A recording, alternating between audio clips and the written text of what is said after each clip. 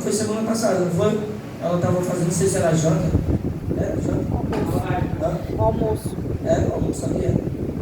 Estava o quê? Aí o abençoado no fogo, o sangue de Jesus tem repreendido, tinha acabado de gastar o dinheiro que tinha. Sabe? Aí você, faltando 3 dias para a gente receber dinheiro, o negócio, o auxílio está saindo, porque tu esperou 3 dias, miserável. Eu botei o bicho de cabeça para baixo, balancei, mas não teve jeito não. Teve um irmão que deu testemunho que foi verdade, eu vi ele dando, se tiver mentindo é problema dele. É porque eu tenho logo medo de contar testemunho que eu ouvi antigamente, porque hoje eu vejo a malandragem, muitas pessoas depois que eu se tornei pastor, que eu dirigindo obras já há 6 anos, eu vejo que tem muito mentiroso, sabe? Pessoa que conta um testemunho sem ser verídico, né? E ele disse que o gás dele faltou no interior, e hoje eu sei o que é interior. Ele não está falando da cidade da Porta, é interior mesmo, sabe? Lá das vezes que o dízimo é de galinha, sabe? A pessoa chegar, pastor, está aqui o meu dízimo. O que foi, meu filho? A galinha, é o meu dízimo. Ele descia, sabe? Terminava, a pessoa está aqui, ó, 10 litros de feijão. O que foi? Eu tirei 100 litros de feijão daqui, 10. Então, se você quiser se virar para vender, para poder pagar alguém da igreja ou alguma coisa para a igreja. E ele disse que o gás dele faltou, e ele com criança pequena.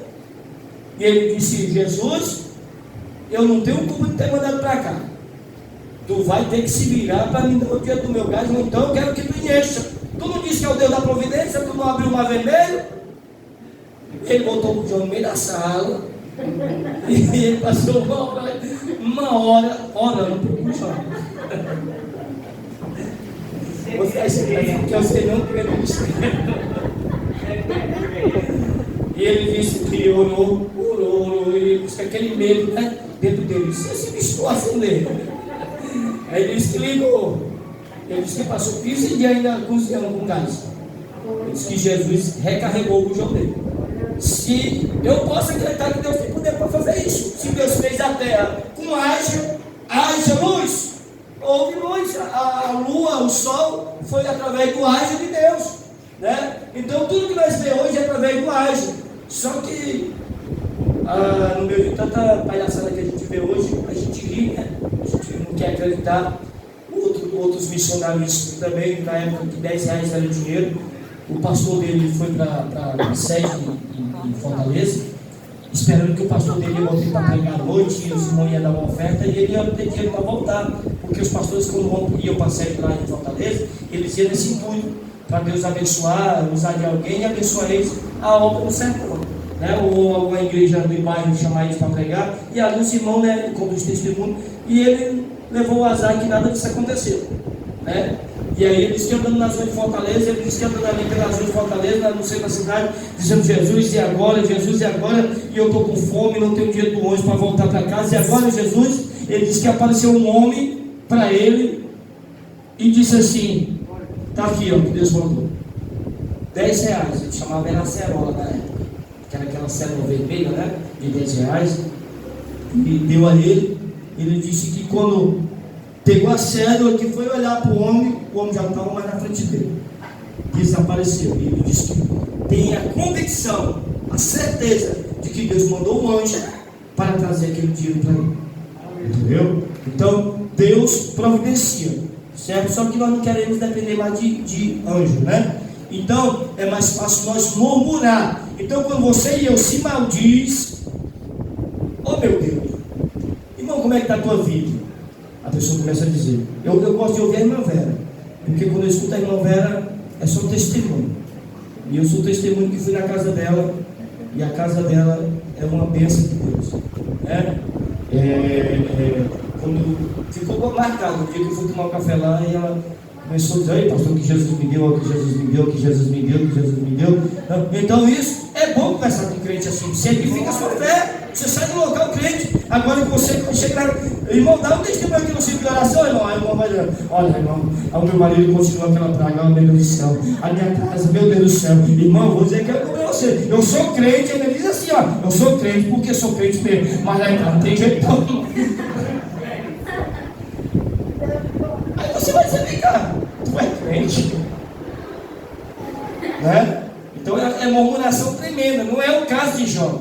Jó apenas está dizendo, para viver uma vida dessa, era melhor eu ter nascido morto. Não valia a pena eu ter morrido, né? O segundo subtópico diz assim: livre de tribulação, o dilema de Jó aumenta à medida que o seu sofrimento ganha intensidade. Tá certo? Então, até onde o sofrimento era razoável, ele ficou em silêncio. Ele calou, né? Sua tribulação dava para sobreviver, ele se aquietava. Mas teve um momento que Jó não aguentou, né? Ele abriu a boca e ele começou a falar. O terceiro subtópico diz: uma realidade para o cristão. No Novo Testamento nos ensina que enquanto estivermos neste mundo, estamos sujeitos à dor, à luta, a sofrimento, luto, perca, mas ao mesmo tempo temos a promessa do Consolador, né? A promessa consoladora de Jesus. Está escrito em João 16, versículo 33. Então, irmão, aqui nós estamos sujeitos, estamos felizes, alegres aqui na igreja, louvando a Deus. Depois você vai para casa feliz, dorme uma noite abençoada. Só que tem dia que de repente acontece que de uma hora para outra o seu dia muda, né? O Elias perdeu o pai dele nesse ano, não é verdade? Eu até disse: quem é que tem clima para celebrar final de ano? Quem é que tem clima para celebrar Natal? Só se for aquelas pessoas que não têm noção, que gostam de se embriagar, que gostam de beber. Mas uma pessoa normal, sensata, vai lembrar do ano. Você vai assistir a retrospectiva, o quê? Coronavírus. Se você assistir a retrospectiva desse ano, você vai ficar sem ar. Você vai ficar com falta de ar, porque só dá coronavírus. Morreu não sei quanto. Eu fico só contando, de ultimamente, né? Tava chegando novembro, caiu o avião, né, com o jogador da Chapéu, né? Começou o outro ano, a barragem Mariana estourou, matou milhares, só havia televisão nisso, né? Quando foi no ano passado, no começo de 2019, lá se vai Brumadinho, matando muita gente, aquele desespero de gente em fevereiro, mais ou menos. Quando entra já janeiro de 2020, na China está nascendo o coronavírus. Na China não estou comendo macaco, estou comendo isso, comendo aquilo, e está surgindo o coronavírus. Mentira, feito em laboratório. Sabe, eu estava conversando com a minha irmã ontem, só para encerrar. Espero ter cooperado. Vou ficar de pé, vou passar de mão. Na construção, com a minha esposa, a gente fez uma oração lá. Sentimos a presença de Deus, um pouquinho tempo que passamos lá orando, e olhando lá as maravilhas de Deus. As vigas, que é isso aqui, né? Vigamento para receber a laje, está finalizando, tá? Já lá em cima do altar já, tá? Talvez amanhã eles concluam e já vai iniciar a laje. A laje vai custar para nós 21 mil, tá certo? E precisamos de dinheiro. E eu quero dizer para os irmãos, eu saí sábado mais velhado, e teve pessoas que até perguntaram: pastor,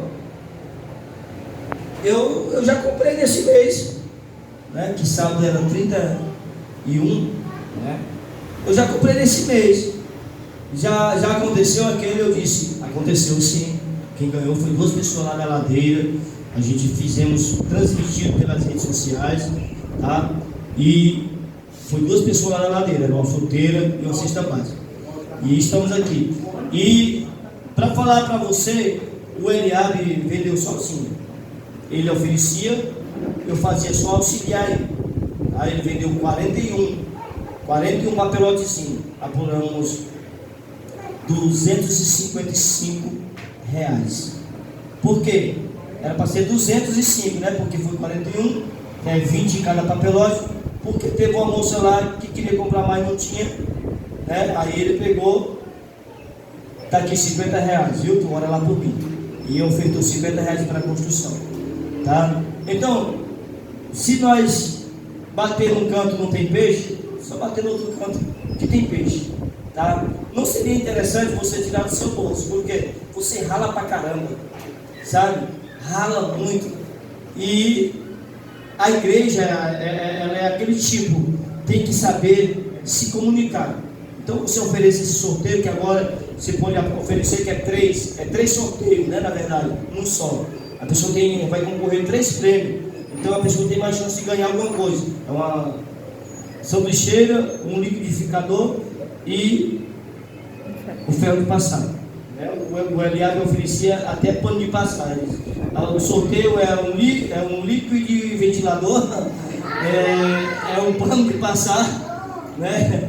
Aí a pessoa começava a rir, né? Até que essas pessoas compravam de achar interessante a maneira dele oferecer, né? E no final ele dizia: você poderia nos ajudar? Então essa daí era a cartada final que a pessoa estava vindo e comprava, né? Então, que você possa. Eu estou comprometido de querer vender 10 carnezinhos, né? Nós lá em casa, sair com ele, vamos sair nesse batuxi para nós conseguir bater a meta, porque é um dinheiro que a gente pode oferecer e apurar mais, né? Ou seja, um sorteio desse eu posso apurar 2.000, eu fiz para apurar 3.000, se eu apurar 2 já está dentro da meta. Se eu fizer qualquer outro bazar, eu vou apurar R$200 e não vai cobrir a nossa meta, que é 21.000, entendeu? Então tudo é com fé, viu, irmãos? Então o que você recebeu, venda, que Deus vai te abençoar, tá? E na obra vai ter aquelas palavras assim: você vai encontrar pessoas incrédulas e pessoas crentes, que não querem comprar e querem entristecer você, tá? Tem pessoas que dizem assim: isso é jogo, tá? Isso é jogo, isso é pecado, tá? Se você quiser ficar calado, fique, mas se quiser responder, você pode perguntar: você conhece a Bíblia? O sucessor dos apóstolos, Matias, que é o sucessor de Judas, ele foi escolhido através de quê, meu filho? Não sei, pois eu sei. Botaram o nome deles e sortearam. E aí, quem foi sorteado? Matias, para ser apóstolo. Isso depois da igreja orar. Orou para os candidatos e botou o nome dos candidatos dentro da urna e tire, meu filho. A terra prometida foi através de quê? De sorteio. Então eu não posso jogar no jogo do bicho, porque quem está por detrás do jogo do bicho são traficantes, em nome de Jesus.